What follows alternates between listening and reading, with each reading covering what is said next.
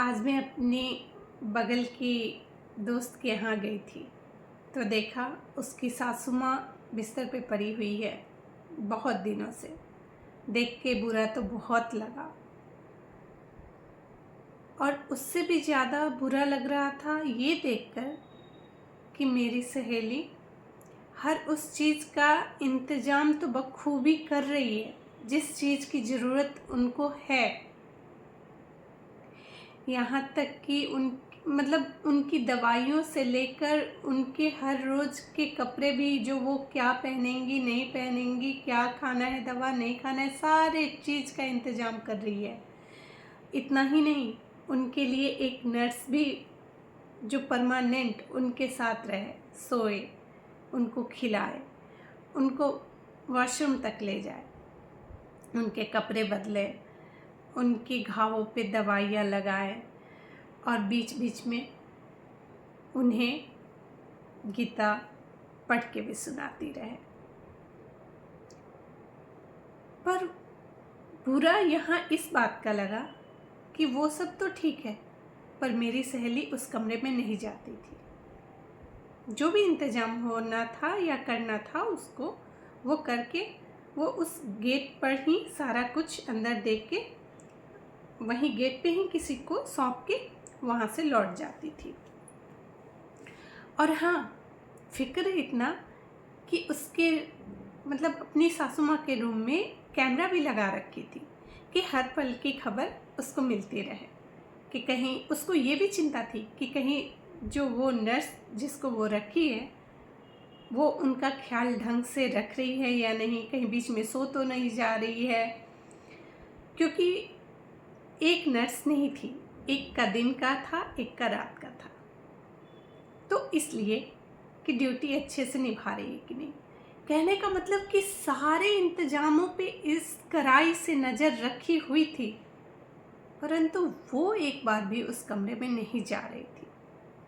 मैंने पूछा, वो तुम्हारी सासू माँ है, तुम्हें जाना चाहिए, तुम्हारे पति को बुरा नहीं लगेगा, तुम्हारे इस बिहेवियर से, ऐसे बर्ताव से बुरा लगेगा उनको, शायद तुम उनकी नज़रों में।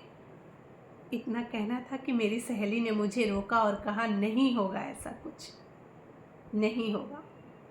यहाँ तक कि वो बहुत खुश हैं कि मैंने इतने इंतज़ाम कर रखा है इनके लिए। मैं आश्चर्य में पड़ गई और पूछी, क्यों, सौतेली माँ है क्या तुम्हारे पति की?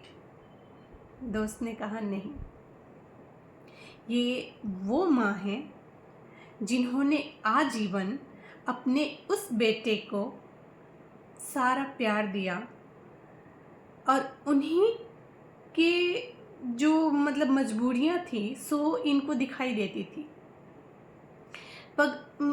और हम दोनों उस वक्त कर्जे में डूबे हुए थे, लेकिन इन लोगों ने हमारी एक मदद नहीं की थी। और जब आज जो ये देख रही हो ना मेरे पास, ये मेरे पास नहीं रहती थी क्योंकि मैं इनकी सबसे गरीब बहू थी। मेरे बच्चों को भी ये खासा पसंद नहीं करती थी। पर आज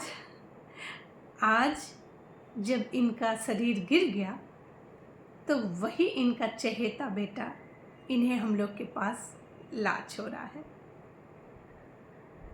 ये कह के कि माँ तुम्हारी भी है, जिम्मेदारी तुम्हारी भी है, तो चलो अब अपनी जिम्मेदारी निभाओ। तो बस जिम्मेदारी निभा रहे हैं इनके बेटे। मैंने पूछा, और तुम्हारा? तो कहा, जिस वक्त एक औरत माँ बनती है ना, वो अपनी माँ के जैसे ही चाहती है कि कोई उसको समझे, उसको उस दिन में उसका सहारा दे। उस दिन में भी इन्होंने हमें नहीं अपनाया था। उस वक्त भी मैं कितने दिनों तक भूखे रही थी, पर इनको कोई परवाह नहीं थी। मैं कितनी बार गिर गई थी, चोटें लग गई थी, पर इनको कोई परवाह नहीं हुई थी। और उस दर्द में जब मैंने अपना पहला खोया ना, तभी प्रण लिया था कि इनसे आजीवन बातें नहीं करूँगी। तो बस इनकी परवाह तो है, पर पता नहीं क्यों प्यार नहीं है। बस इतना ही उसने कहा और दिल को छू लिया। और मैंने कहा कि वो जो कर रही है शायद अपनी जगह सही है। वैसे आप बताना वो सही कर रही है या नहीं कर रही है। राधे राधे।